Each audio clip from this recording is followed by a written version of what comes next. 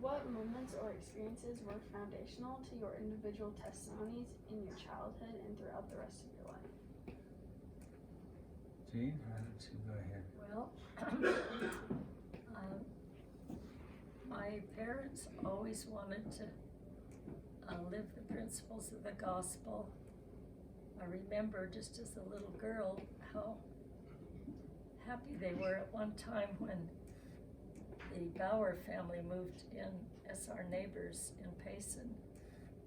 And they said, oh, we found some friends that are our age and they want to stay faithful to the gospel, because a lot of their other friends were doing things that wasn't quite right. They were not keeping all the commandments.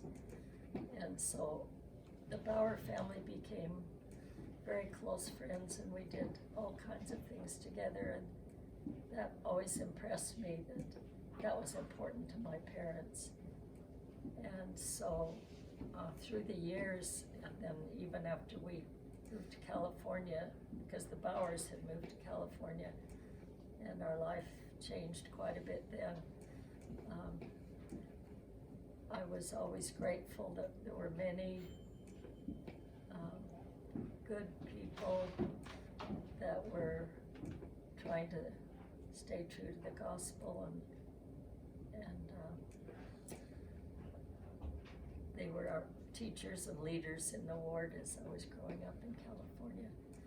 That had a great impression on me, and just wanted to always have that be my life too.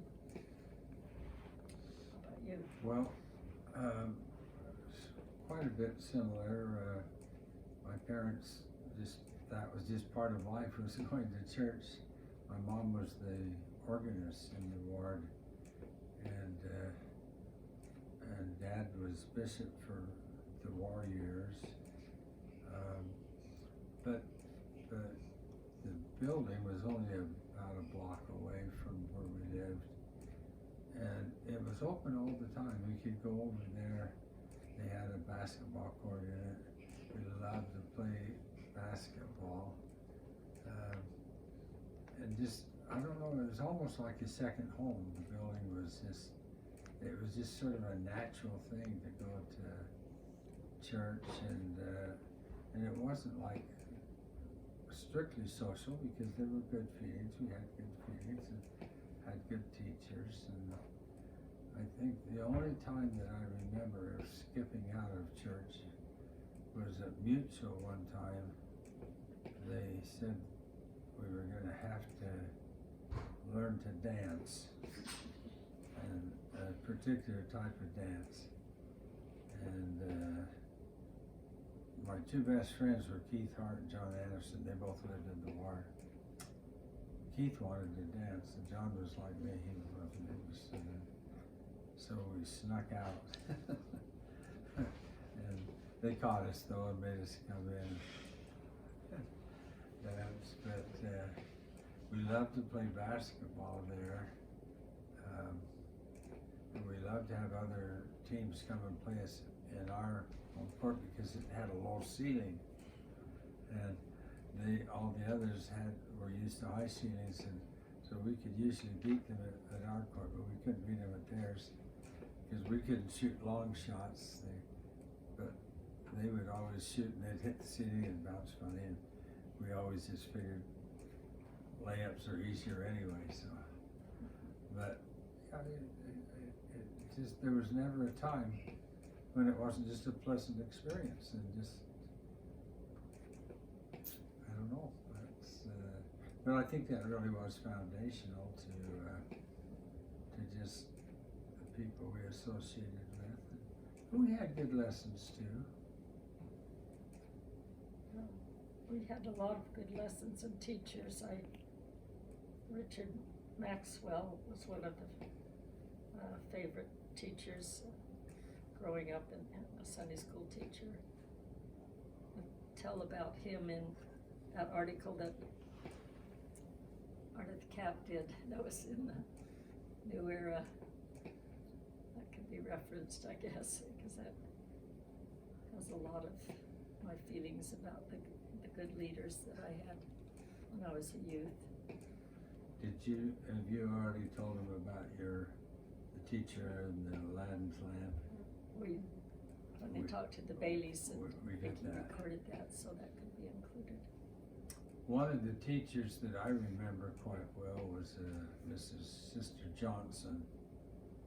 Her husband either wasn't a member or wasn't active. He didn't come to church, but she came all the time, and she was I was still in primary, probably the last year, and it was during the war, the Second World War, and people were kind of scared, there's people going off to war, and lots of people in our ward who had died in the war. Our dad was bishop, and that was part of his job, was to go tell people, your son's been killed in the war, or he'd take me with him occasionally.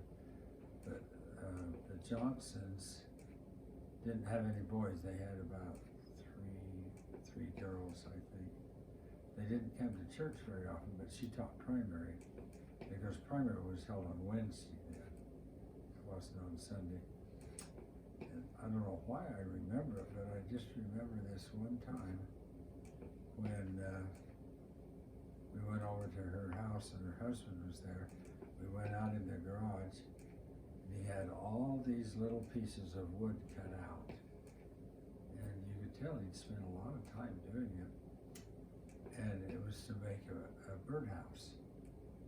And I just remember really changing my attitude towards birds, because up to then, birds were our prey for our BB guns.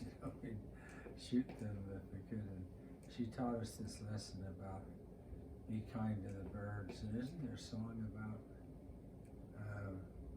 Anyway, there's a primer, something to do, and Brother Josh, I think he was a member, probably just wasn't active.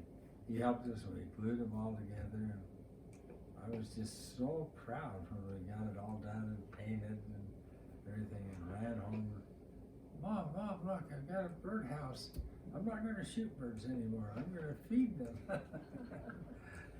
And that was kind of her message, and it was, I don't know, there were just a lot of good people.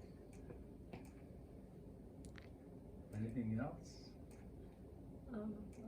I think that just the role of parents and the role of teachers, like you say, a lot of just good, faithful people, primary and young women, leaders who've just helped build along the way with a lesson here or there that was really impactful and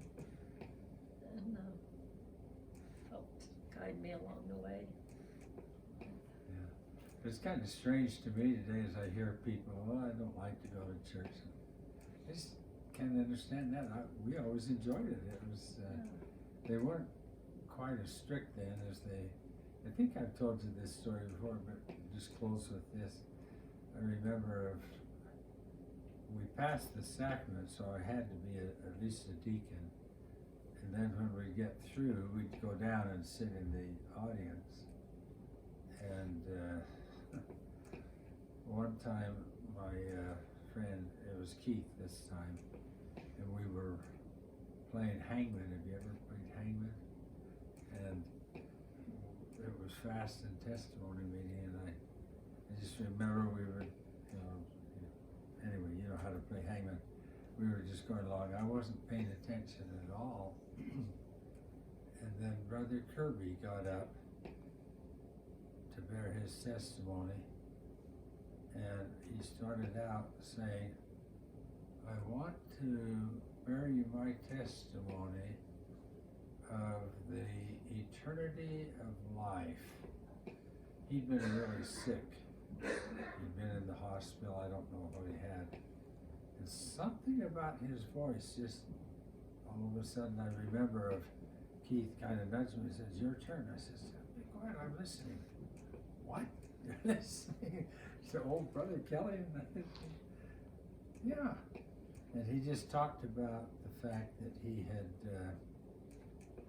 he said, I don't know whether I died and went to heaven for a few minutes or whether I just, my eyes were open, and he just talked about the beauty of heaven, and no one should fear death, and you know, I was probably 12 or 13. For some reason or another, I was just riveted to what he was saying, and I remember Keith got so upset with it. Well, I'll just blame myself, you know, I guess myself, but it was just one of those experiences that just hit me, and he died not very long after that. I mean, not like maybe a few months or so, but that was just something that I guess I'd have to admit that quite a bit of the time I didn't pay very much attention, but boy, I sure did then. But just being there was a good feeling.